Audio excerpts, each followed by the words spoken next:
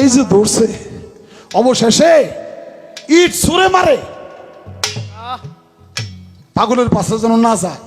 অবশেষে ইট ছুঁড়ে ছুঁড়ে মারে, তারপরেও ইট খাইয়ে মাথা ফাইটে রক্ত ঝরে, তারপরে যে পাগল ঝরে ধরছে। আমি জানাব না বাবা, আমার মুরিদ না করে তুমি যাইতে পারবা না। কত তোর মুরিদ করুম, তুই আগে জবাব দে, তুই কিতাব লেখছাস কিসের কিসের উপরে বেশি বেশি? কয় আমি কিতাব লিখছিল নেশার বিরুদ্ধে, মদের বিরুদ্ধে। কয় আর কি করছাস? কয় আর লিখছিল ওই নারীদের পর্দার ভিতরে থাকুন লাগবো, এই পর্দার পক্ষে। এইগুলো বেশি বেশি লিখছি। কত দুইটা আগে বাদ দিন লাগবো। কয় কেমনে বাদ দিব? কয় আগে মদ এনে দিবি, মদ খামু, তারপর তোর মুরিদ করুম। পাগলের পাগলামি বাবা, আগে মদ এনে দিবি, মদ খামু, তারপর তোর মুরিদ করুম। কয় জনম বইরে মদের বিরুদ্ধে লিখলাম, আজকে মদ আনম করতে গে। কয় পারলে পার, না পাইলে জাগা আমার ছেড়ে দে। কয় না ছাড়ুম না। বাবা একটু বসো, আমি এক বোতল মদ তোমার ম্যানেজ করে দিব। অবশেষে মদ পট্টিতে নিজেই ঢুকছে। মদ পট্টিতে যেই ঢুকছে, মদের দোকানদাররা কয় হায় হায় রে, জনম বইরে ওয়াজ নসিহত করে মদের বিরুদ্ধে ফতোয়া দিছে।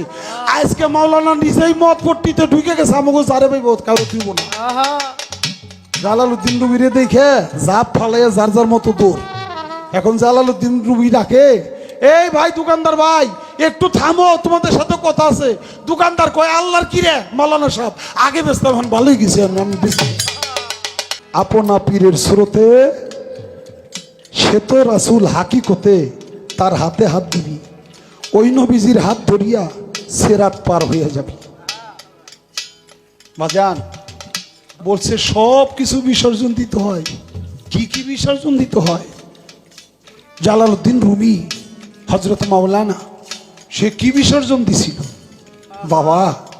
জালালউদ্দিন রুমি আগেই বলছি সে মস্ত বড় মাওলানা ছিল। যে দেখে কাবা ঘরে যাইতেছে, কাবার দিকে পাও দিয়ে এক পাগলায় শুয়ে রয়েছে। ওই যে পাগল শামসেস তাবরিজ রহমতুল্লাহ আলাই, সেও আগে শরীয়তের এলেম শিক্ষা করছে। শিক্ষা করতে করতে করতে করতে করতে করতে শিক্ষার সাগরে ডুবে তারপরে সে আল্লাহর নামে পাগল হয়ে গেছে। এখন সে পাগল, তার শরীয়তের লেবাস নাই, কোন রকম করে ইজ্জতরা ডাইকা ধুইছে, কাবার দিকে পাও দিয়ে শীতে শুয়ে পড়ছে। কাবার দিকে পাও দিয়ে যখন শীতে শুয়ে রয়েছে, জালালউদ্দিন রুমি গেছে। জালালউদ্দিন রুমি যাইয়াই দেখে পাগলার পাও কাবার দিকে। এই বেটা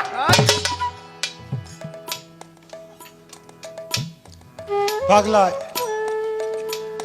কয় কেরা রে, জালাল নাকি রে? জালালউদ্দিন রুমি তো মস্ত বড় মাওলানা, অনেক সম্মান। হায় রে পাগলা এই কথা কইছে, কেউ শুনলো নি?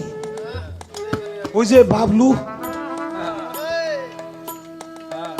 বেকারি তুই কয় মাস্টারের কাছে বিচার দিছে, স্যার কি ছাত্র কারে ভর্তি করেছে? বাবলু তো আমাকে সিনিয়র জুনিয়র কিছুই মানে না, বেকারি তুই কয়।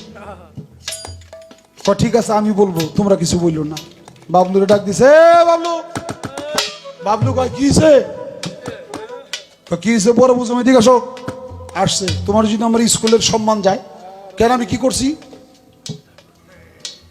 তুমি বেকারি তুই তো আমার এই শব্দ ব্যবহার করো, সিনিয়র জুনিয়র কিছু মানো না কেন? কে শিখাইলো আমার এটা?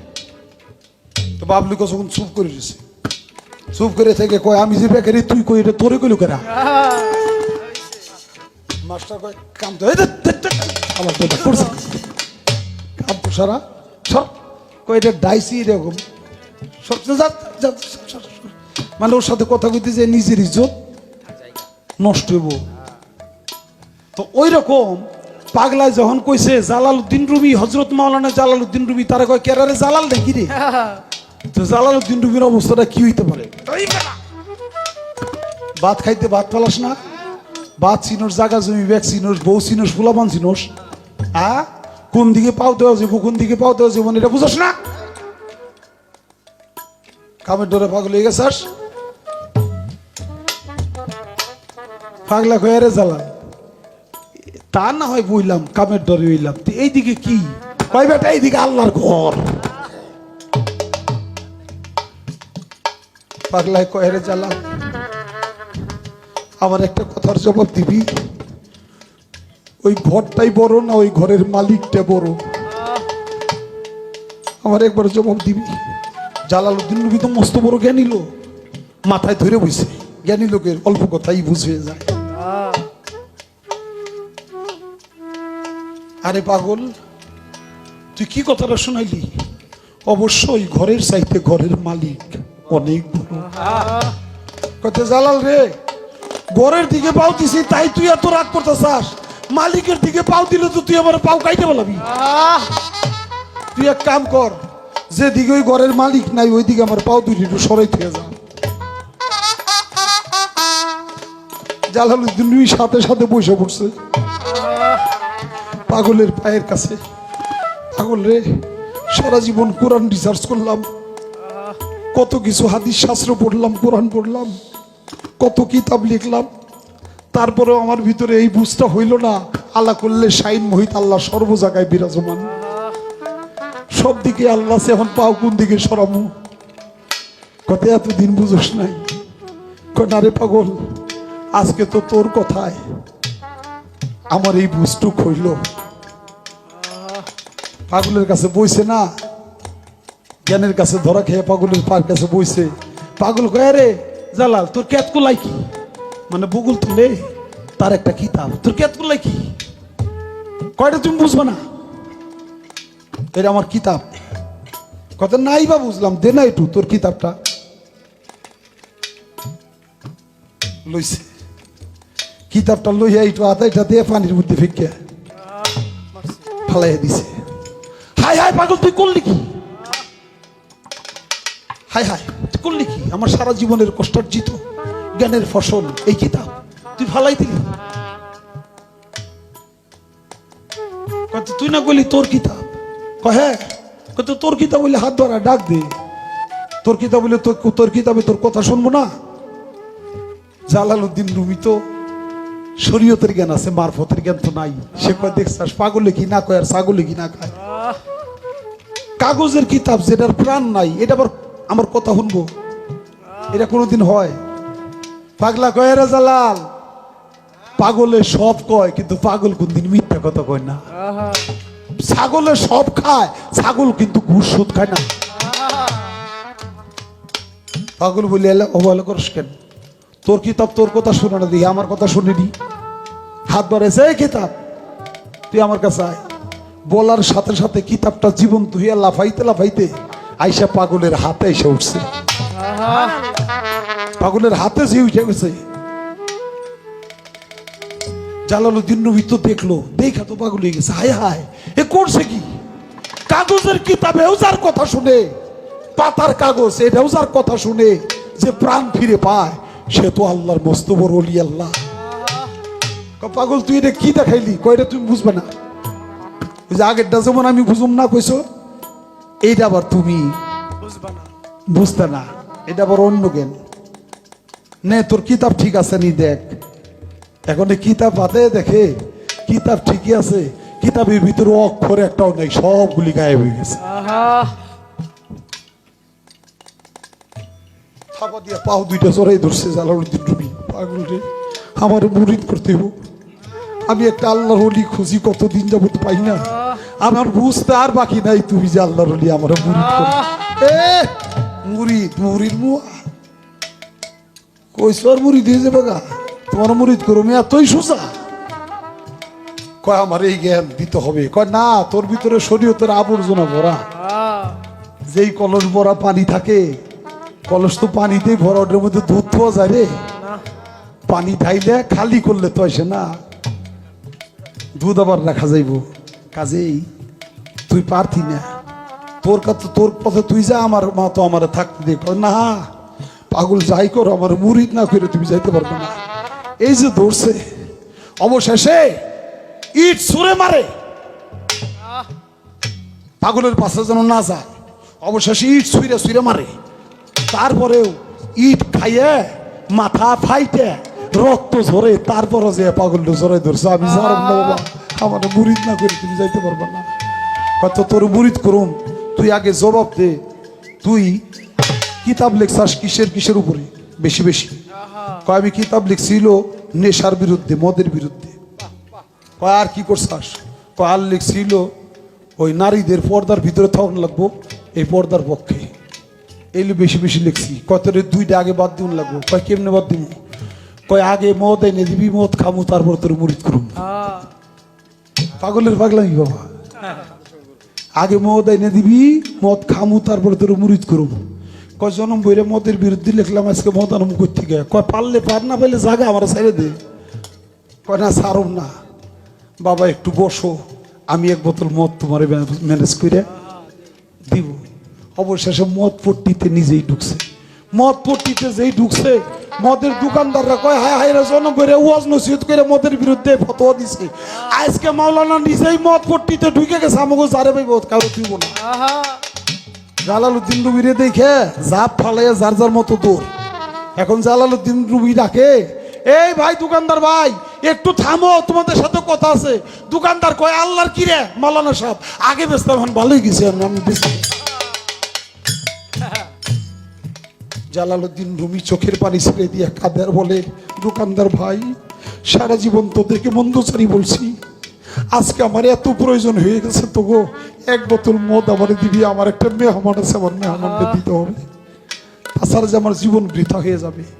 একজন দাঁড়াইছে, কয় আমি তো বেশি নে, কয় যার কাছ থেকে পরে এক বোতল আইনে দাও। আনছে একবারে আসকনের তলে লুকাইয়ে, তারপরে লয়ে গেছে। লয়ে যে তারপরে কয় নে খাও, তারপরে আমার মুরিদ করো। কয় মদ কেমনে খাই রে বেটা? কয় কেমনে খাও? কয় মেয়ে লোকে ডেলি দিলে খাইয়ে মজা। কয় মেয়ে লোক আমি কই?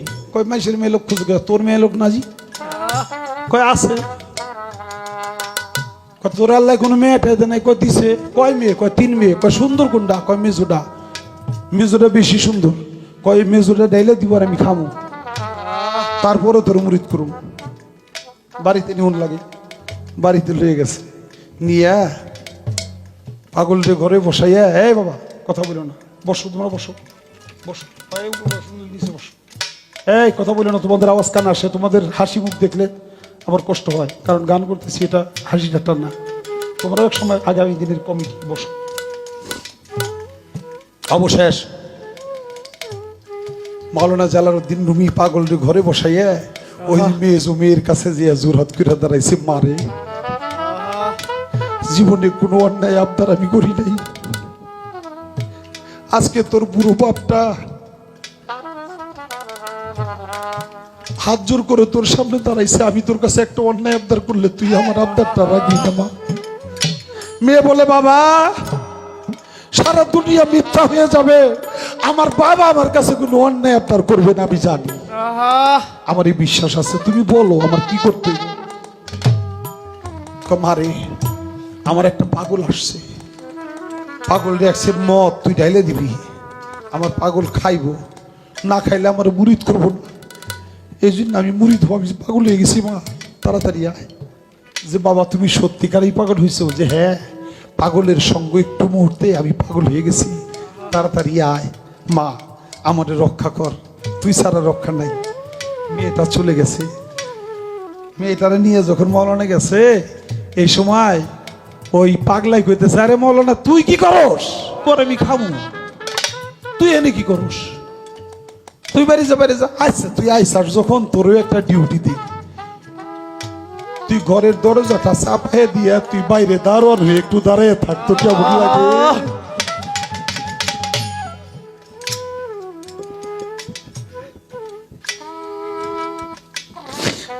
বাবা আমার বাজান বলছিল গুরু ভজন করতে হইলে গুরু ভজবি মাটি বেটি টাকা দিয়া। আমি কইছিলাম বাজান এটা কি কথা কোন, এটা তো লুবি কথা। কয় না রে বাবা, লুবি কথা না, যেটার ভিতরে তোর মনটা বেশি মইজা থাকে ওই জিনিসটাই তোর গুরুর চরণে দিয়ে দিবি, তো সেটা গুরু ভজন। মাটি বেটি টাকা এটার উপরে মানুষের মহব্বত বেশি, এই তিনটা গুরুর চরণে দিয়ে দিবি, তো সে তোর গুরু ভজন হইব।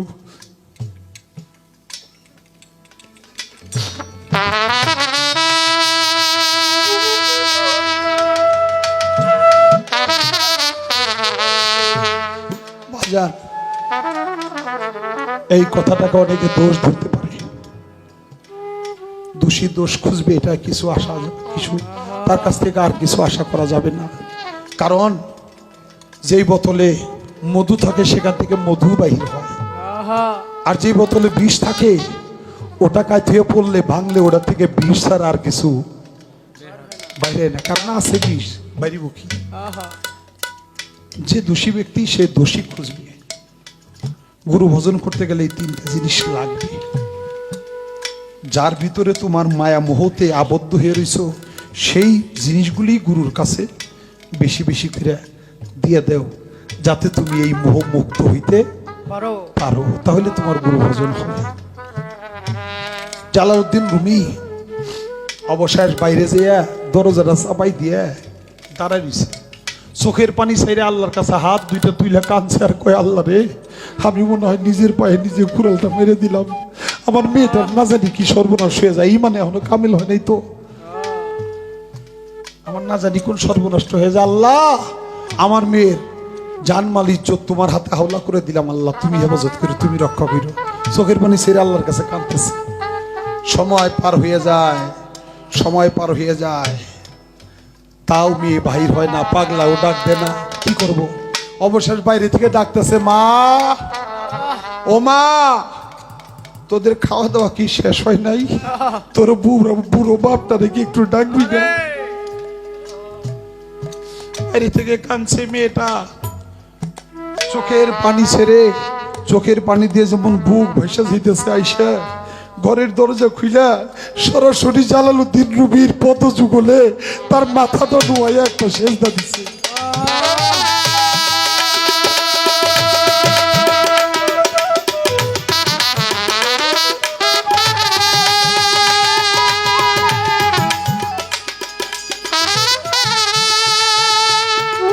একটা ভক্তি দিয়ে বলছে, জালালউদ্দিন রুমি মেয়েকে টাইনে উঠাইছে, টাইনে উঠে বলতেছে চোখে পানি, আর জীবনে এই কর্মটা কোনোদিন করে নাই। আর জালালউদ্দিন রুমি বলছে, মারে, এক মুহূর্ত পাগলের সঙ্গ করে তুই এমন কি জ্ঞান অর্জন করলি যে তোর বাবার পদ যুগলে ভক্তি করতে হবে, এই জ্ঞানটা তুই পেয়ে গেলি? কোনোদিন তো এই কাজটা করস নাই, আমার দেখলে খালি সালাম দিছাস, এই কাজটা তুই কেমনে করে শিখলি? কয়, বাবা, তুমি আমার বাবা বলেই আমার ভাগ্যে এত বড় একটা অলির দর্শন ঘটছে, তোমার মাধ্যম ছাড়া এত বড় একটা অলিরে দেখার সৌভাগ্য আমার হইতো না, এই জন্য তোমার পথে জগলে আমি চুমা খাইলাম, ভক্তি করলাম।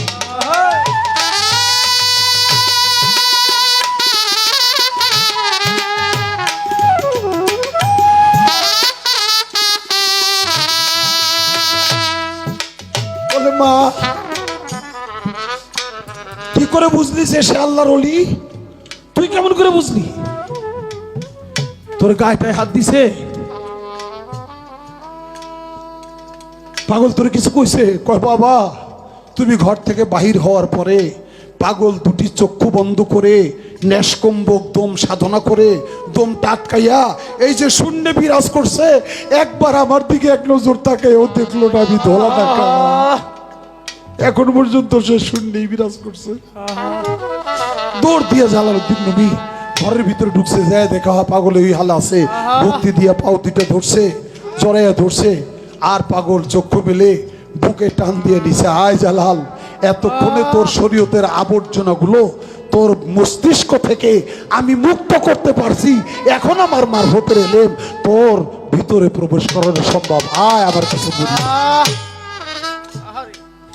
এই সাথে সাথে জালালউদ্দিন রুমিকে মুরিদ করাইছে, জনমের জন্য দেওয়ানা পাগল বানাই দিছে। জালালউদ্দিন রুমিও পাগল হয়ে গেছে, সব কিছু ত্যাগ করে, সমাজ ত্যাগ করে সে আল্লাহর নামে পাগল হয়ে ওই পাগলের পিছনে পিছনে ঘুরছে। অবশেষে সে মসনবী শরীফ লিখেছে। তাই বাবা, গুরুকে পাইতে গেলে, বেলায়েত পাইতে গেলে, মারফত পাইতে গেলে, মারফতের সিদ্ধ পুরুষ হইতে গেলে দুনিয়ার সমস্ত বস্তু মোহের লোভ লালসাগুলো ত্যাগ করে তোমার মস্তিষ্কে শুধু তোমার মুর্শিদ ছাড়া যেন আর কিছুই না থাকে।